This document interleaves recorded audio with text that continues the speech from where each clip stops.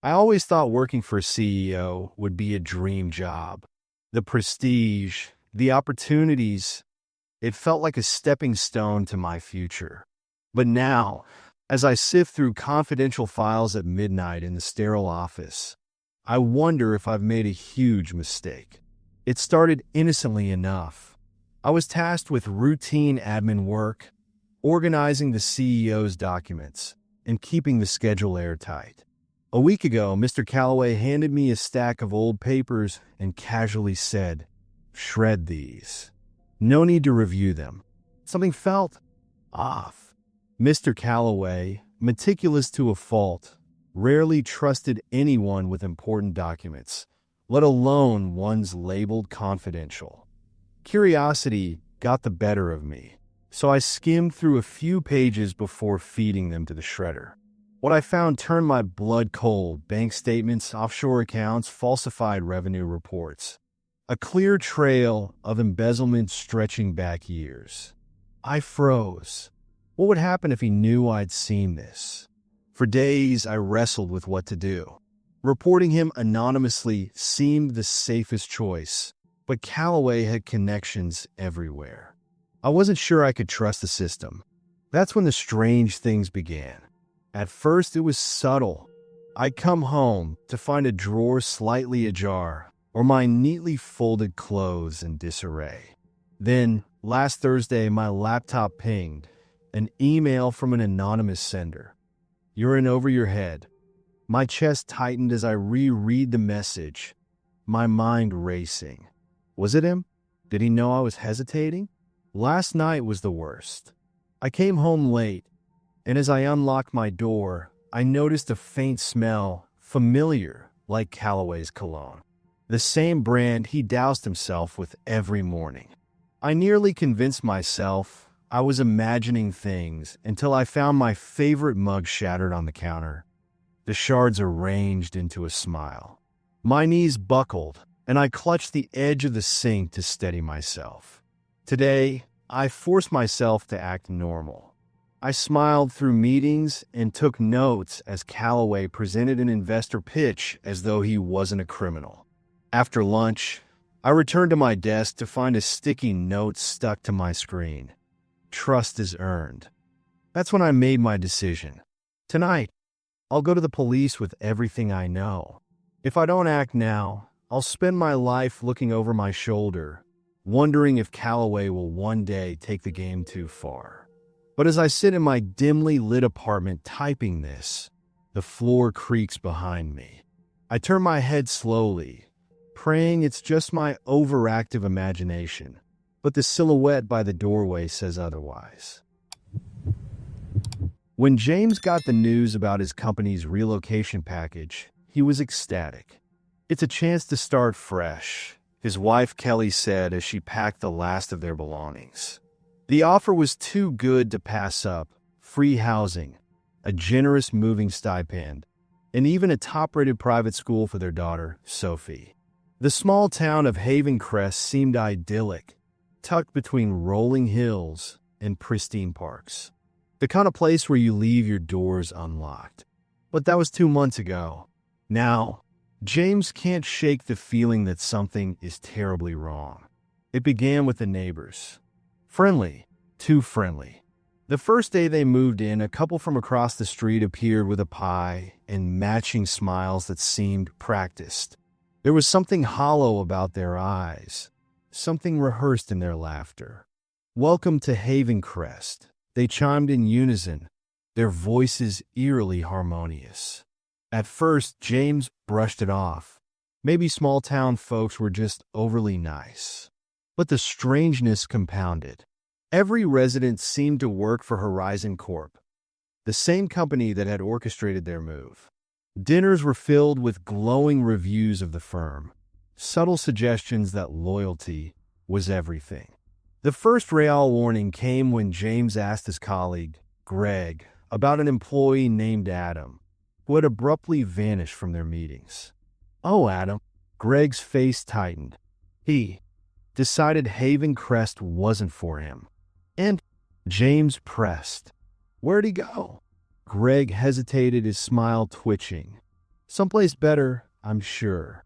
But hey, why think about that when you've got everything here? That night, James searched for Adam's social media profiles. Gone. Emails to his work address bounced back. It was as if Adam had never existed. Kelly, usually the skeptical one, seemed entirely smitten with Haven Crest. She baked pies with the other wives, joined book clubs, and started speaking in the same strange, rehearsed tone. Even Sophie, their once headstrong teenager, had transformed. James overheard her telling a friend, "It's all for the best." That's what Dad always says. He never said that. One evening, James came home to find Kelly rearranging the pantry. "What are you doing?" he asked.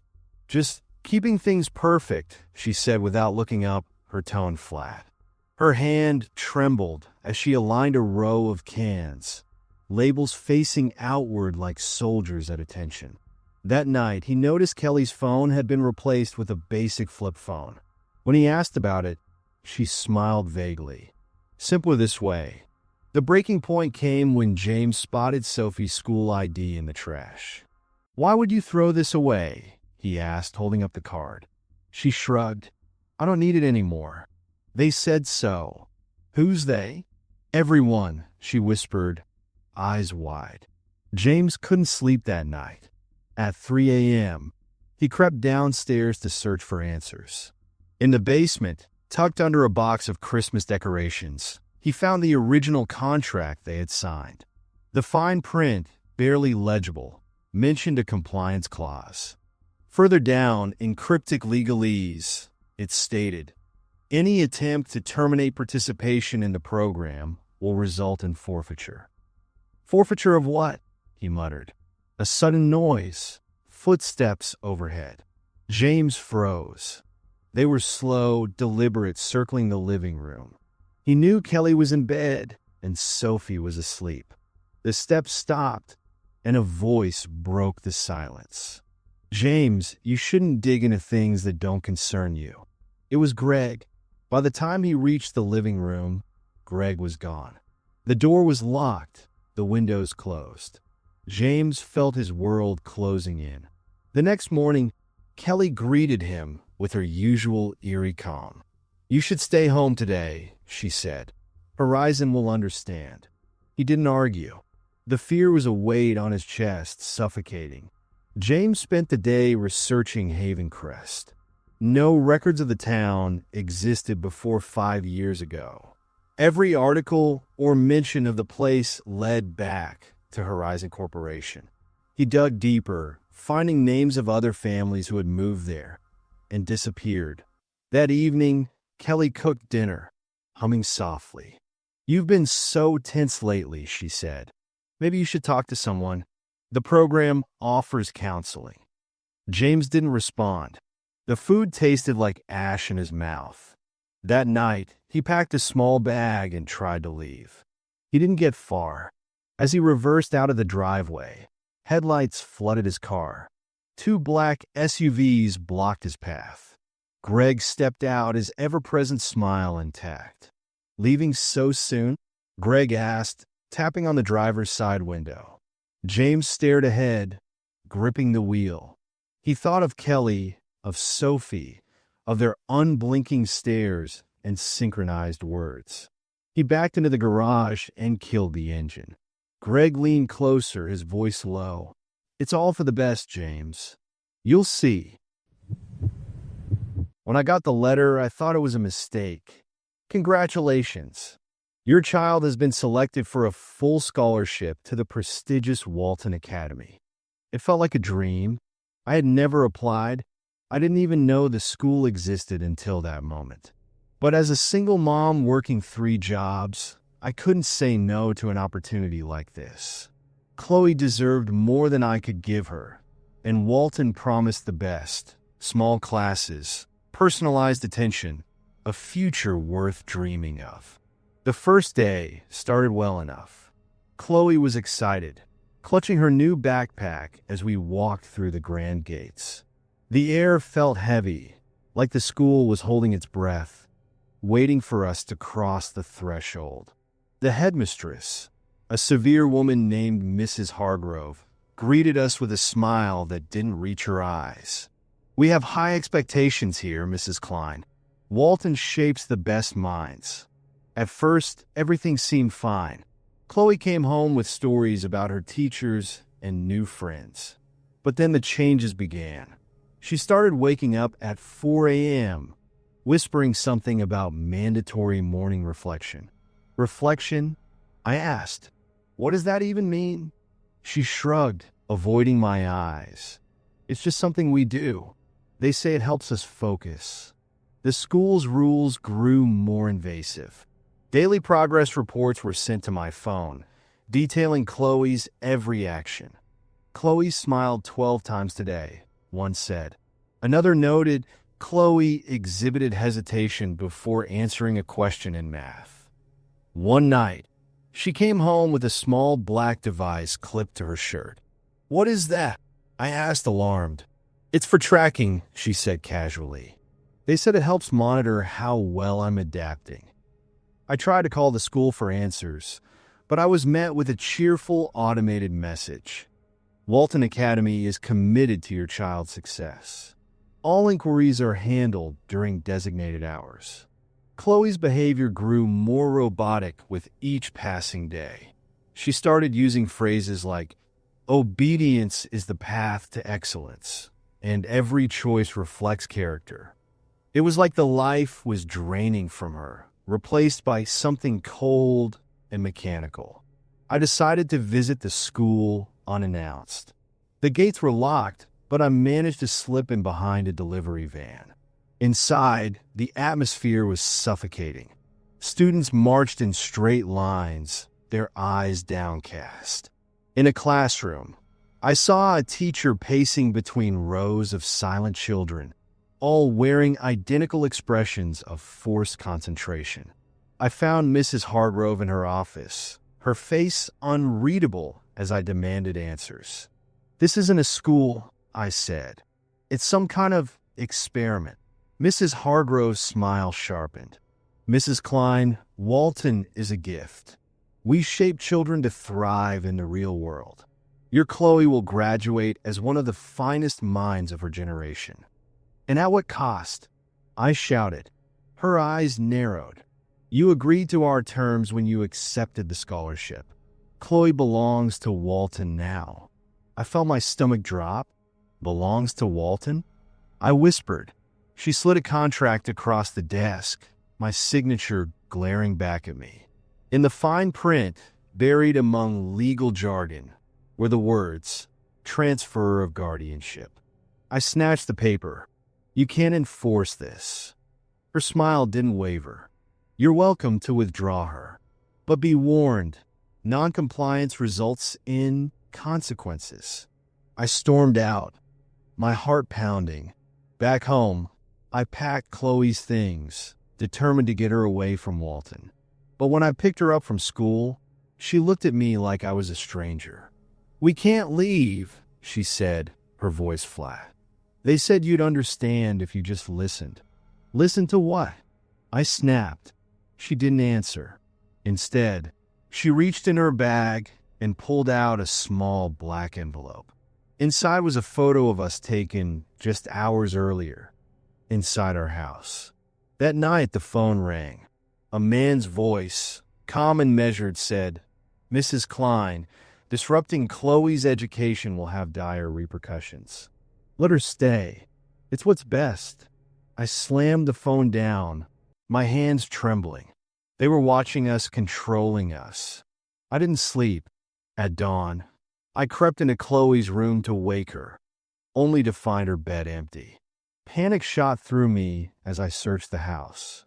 The front door was ajar, the black device lying on the doormat, blinking slowly. I never saw Chloe again. Calls to Walton went unanswered. When I drove to the school, the gates were gone, the building an empty shell. Neighbors claimed the school had never existed. But every time I pass by, I see a shadow in the window.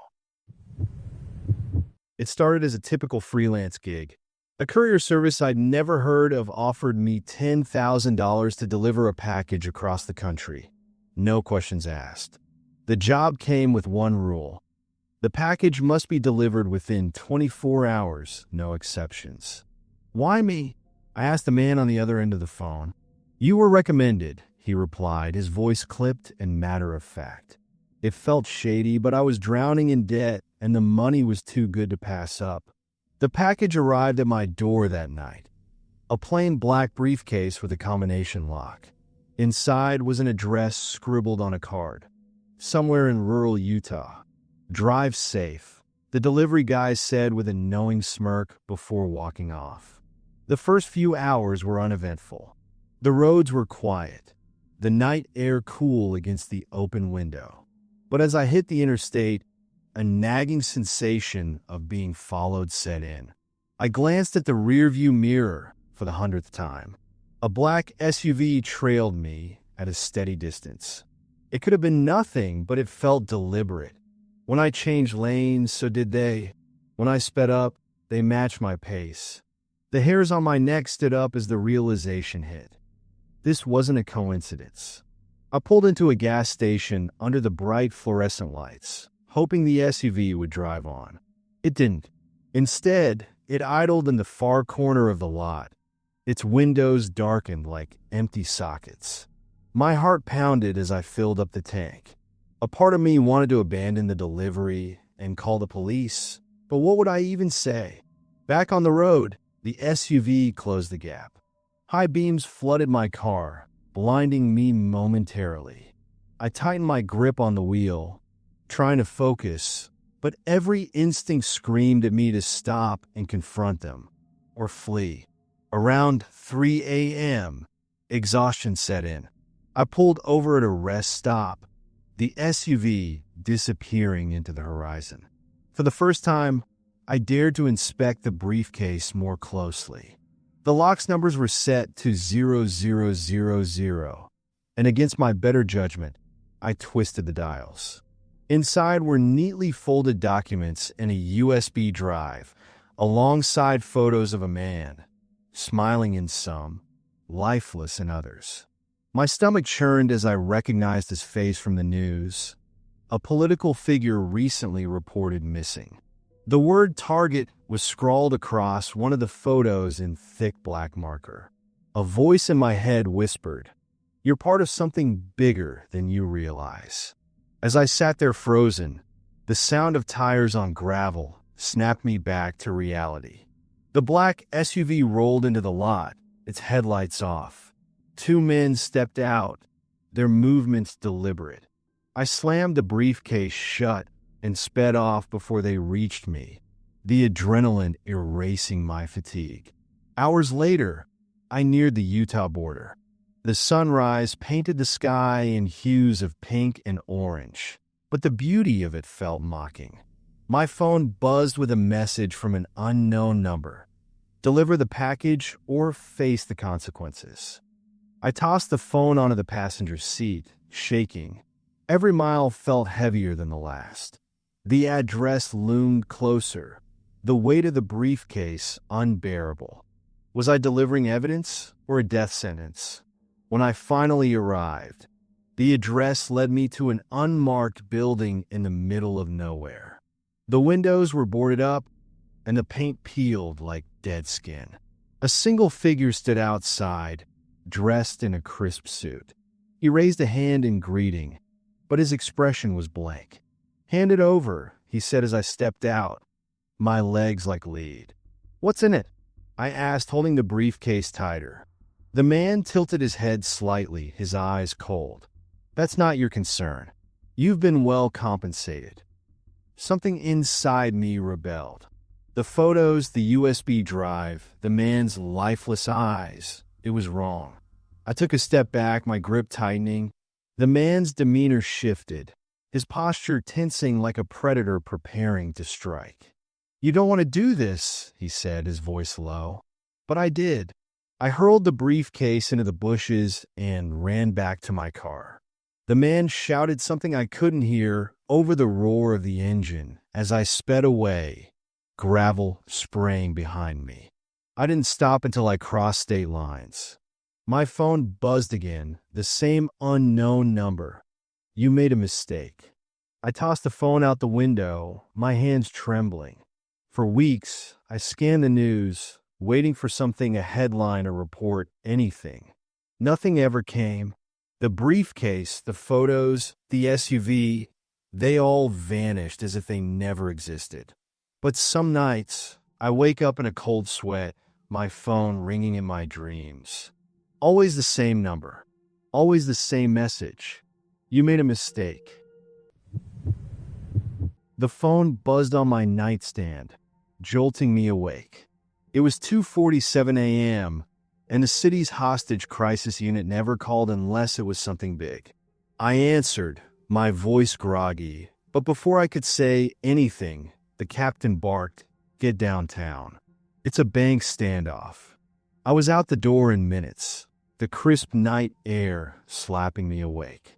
The streets were eerily quiet as I approached the bank. Police lights bathed the area in red and blue, casting long shadows that flickered against the towering glass facade. A group of hostages huddled by the windows, their faces pale and pressed against the glass. Inside the command van, the captain filled me in. It's not money they're after. They're demanding a specific safety deposit box. "What's in it?" I asked. He handed me a file. "We're not sure, but it's registered to someone high up. Very high up." Flipping through the papers, I noticed the box belonged to a private company, a front for government contracts. My stomach twisted. These weren't ordinary criminals. They had a purpose, and I had a feeling we wouldn't like what it was. I connected to the bank's phone system. The voice on the other end was calm, but sharp, like a blade against my ear. "We don't want bloodshed," the man said. "Deliver the box, and this ends." "I can't do that without more information," I replied, keeping my tone measured. "We need to know what's inside." He laughed, cold and humorless. "Ask your bosses. They know exactly what's in it." The line went dead. My palms were damp as I set the phone down. The captain was pacing, chewing on the end of a pen. "This is bigger than us," I said, and he nodded grimly. As I stared at the hostages, something about their placement gnawed at me. They were spread out, too evenly spaced. A strategic move to deter any attempts to storm the building. These people weren't just desperate. They were professionals. The police finally identified the lead assailant as Gabriel Locke, a former intelligence officer. The implications hit me like a punch. Gabriel knew exactly how he operated. He wasn't improvising. He was executing a plan. Hours passed. I worked through scenarios, pushing back against their demands while trying to buy time. Every time I asked about the safety deposit box, Gabriel would circle back to the same demand. "We have all night," he'd say, his voice calm but unyielding. Then, a name slipped from his lips. A name I recognized from a previous case. An internal investigation buried years ago, implicating several high-ranking officials in financial fraud. My pulse quickened as I connected the dots. The deposit box wasn't just a container. It was leverage, evidence against people in power. I confronted the captain. "That box will expose someone high up, won't it?" He didn't deny it, just looked at me, his silence heavier than any confession. "Our job is to resolve this without casualties," he said, "not chase conspiracies." I felt trapped. My job was to save lives, but I was also a pawn in something much larger. If I gave him the box, I'd be delivering justice, but at the cost of risking innocent lives. The final call came just before dawn. Gabriel's voice was strained now, but his resolve hadn't wavered. "You've got 5 minutes," he said. "After that, we start sending people out in pieces." I felt the weight of the decision bearing down on me. The captain urged me to stall, but I knew Gabriel wasn't bluffing. I had to make a choice. I picked up the phone. "We'll deliver the box," I said. but you release half the hostages first. The line was silent for a moment. Then Gabriel agreed.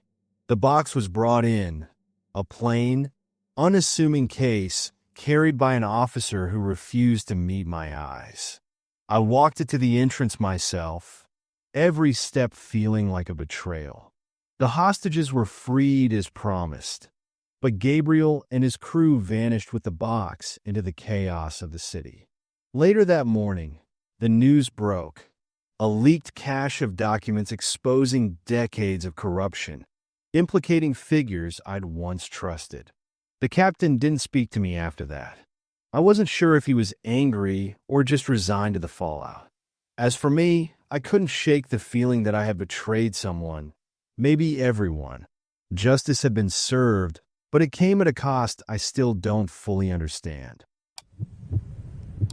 The ad popped up during my nightly doom scroll. Charming city apartment, utilities included, $800 per month. It seemed too good to be true, especially in a market where even a broom closet could cost double. Still, I was desperate. My old lease was ending, and I needed a place fast. I called the number. The landlord, a man named Charles, sounded polite but curt. "You can move in tomorrow if you'd like," he said. "Just bring cash for the deposit." The next day, I found myself in front of a nondescript brick building. Charles met me on the steps, handing over a single key without much fanfare. "Don't lose it," he said, his eyes darting around like he didn't want to be seen. The apartment was tiny but livable. Fresh paint, clean floors, and a small window overlooking an alley. I told myself I'd lucked out, but unease crept in that first night. The walls were too thin. I could hear faint whispers, though I couldn't make out the words. It was as if someone was having a conversation just on the other side of my head. I chalked it up to neighbors. Thin walls, old building, nothing unusual. But then I realized something strange. I never saw anyone else coming or going. No footsteps in the hallway, no muffled TVs or slamming doors. Just that constant low whispering. The next day, I decided to introduce myself to my neighbors. I knocked on the door across the hall, but there was no answer. I tried the others. Silence. The whole floor felt abandoned. I called Charles.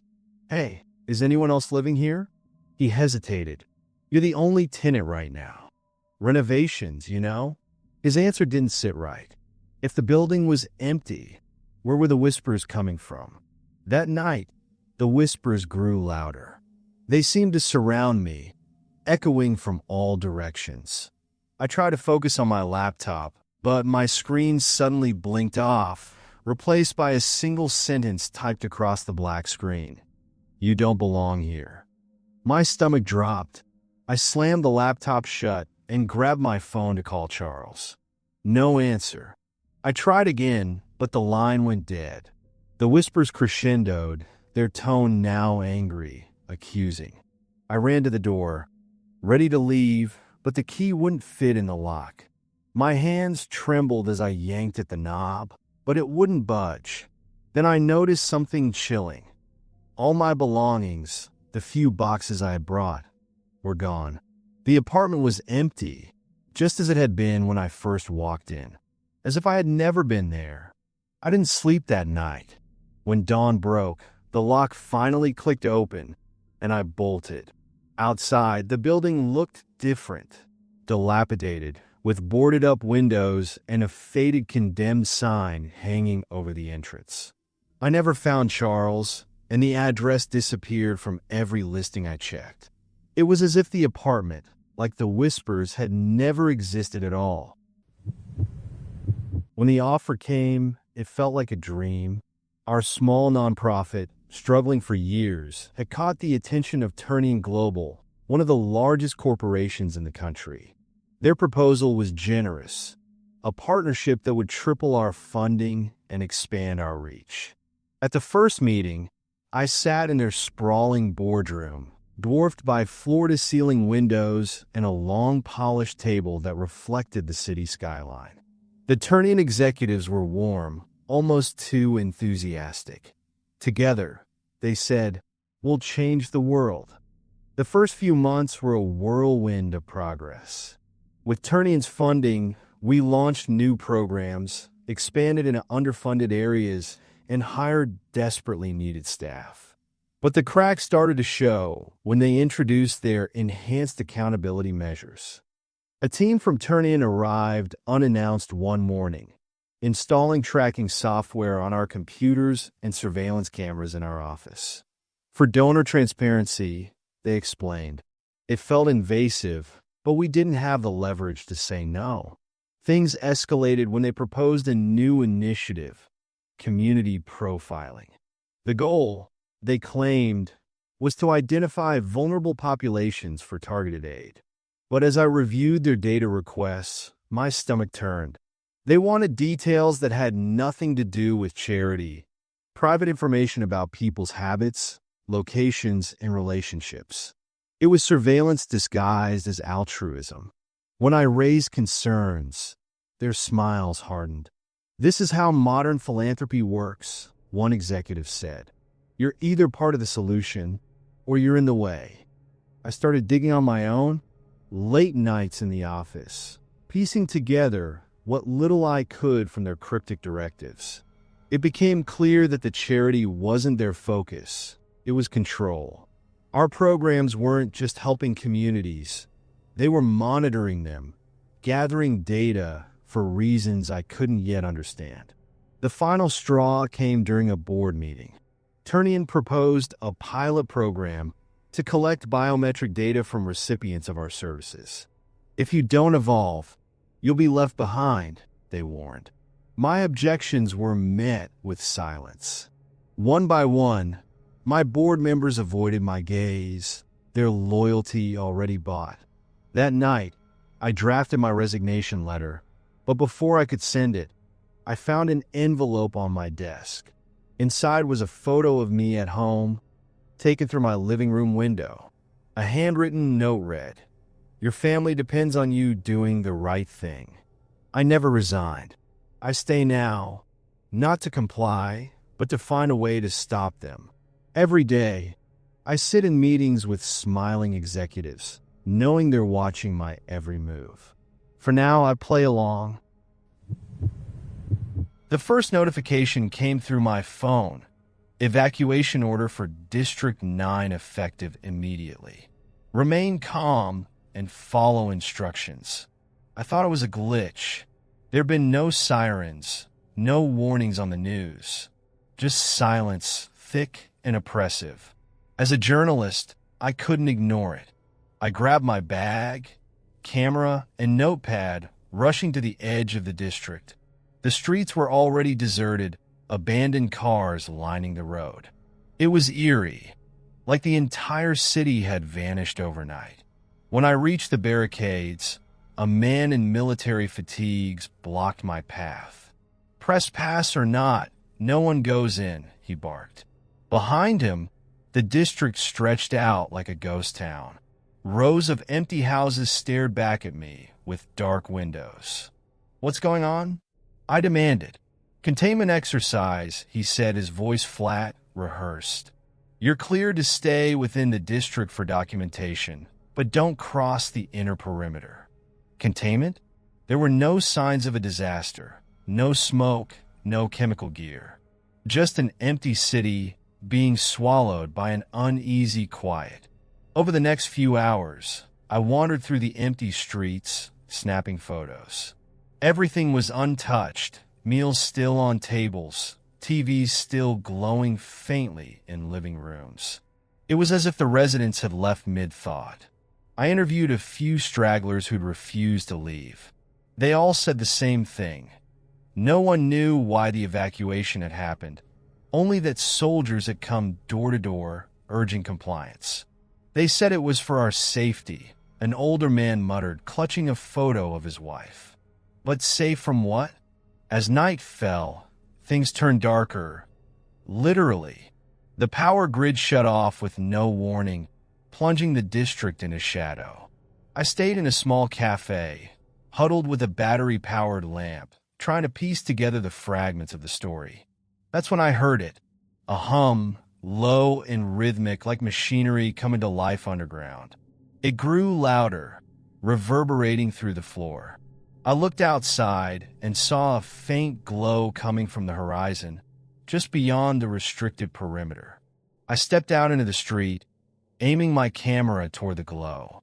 Before I could focus, a spotlight flared to life, pinning me in place. A voice boomed from unseen speakers. Return to authorized areas immediately. I ran back inside, my heart pounding. The hum continued, steady and relentless, like a pulse beating beneath the district. By morning, the soldiers were gone. The barricades, the spotlights, even the strange glow, all of it had vanished. But the district remained empty, its silence now unnatural, suffocating. My editor killed the story, calling it too speculative. I know what I saw, though, and whatever they were testing, it wasn't for our safety. The case was airtight, or so I thought. Months ago, I closed the biggest case of my career, a brutal murder solved with swift precision. The evidence had been clean, the conviction quick. The victim's family thanked me in tears. I thought I'd given them justice. That illusion shattered with a single call. The voice on the other end was hoarse, trembling.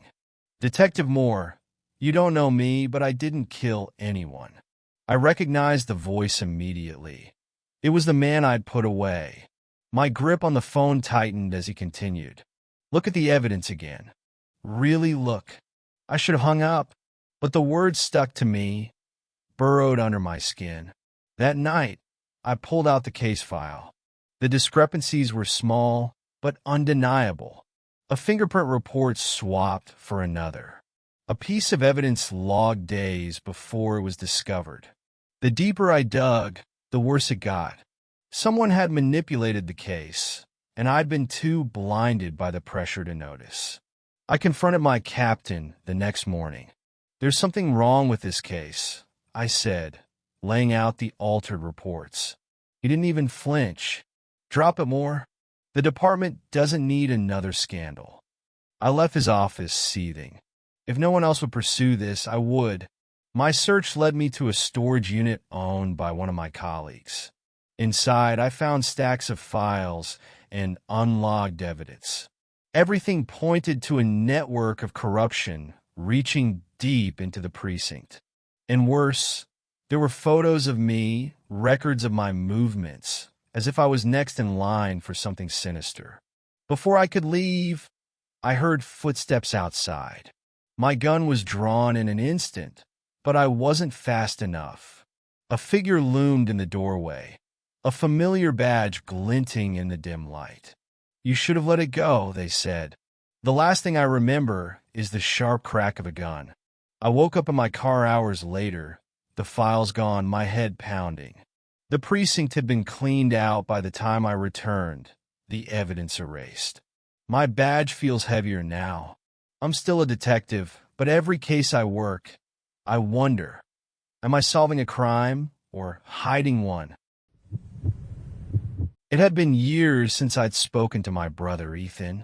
We drifted apart after Dad's funeral, and neither of us tried to fix it. So, when he stopped returning my calls a month ago, I didn't think much of it. But last week, his landlord called. Ethan's rent was overdue, and no one had seen him. I didn't want to go. The apartment always felt suffocating, too clean, too quiet. But guilt pushed me through the door. The place was spotless, unnervingly so. Everything was perfectly arranged, down to the angle of the chairs. A faint, sterile scent hung in the air, like a waiting room. I noticed a stack of photographs on the coffee table. They weren't Ethan's usual shots of landscapes or random street scenes. These were pictures of me, taken without my knowledge. At work, in my living room, sleeping. The walls began to close in as I searched the apartment for clues. His desk drawers were empty. His fridge was bare. The only sign of life was his phone, lying face down on the counter. I powered it on, only to find it wiped clean. No texts, no calls, just a single app installed. It was a surveillance app showing live feeds from cameras I didn't recognize. One feed froze me in place. My apartment, captured from the corner of my bedroom. A knock at the door shattered my thoughts. My heart pounded as I moved to answer it, half expecting Ethan. But it wasn't him. Two strangers in suits stood in the hall. "You shouldn't be here," one of them said, his voice cold. I stammered something about finding my brother, but they shook their heads. "He's involved in something beyond your understanding. Leave now." I backed away, slamming the door shut, their footsteps retreating down the hall. I didn't sleep that night, and when I returned the next day, Ethan's apartment was empty, cleared out like he'd never been there. I wish I could say I let it go, but every so often, when I'm alone at night, I feel eyes on me, watching, waiting, and I wonder if Ethan's still out there, or if I'm next. Don't forget to subscribe. You are the best.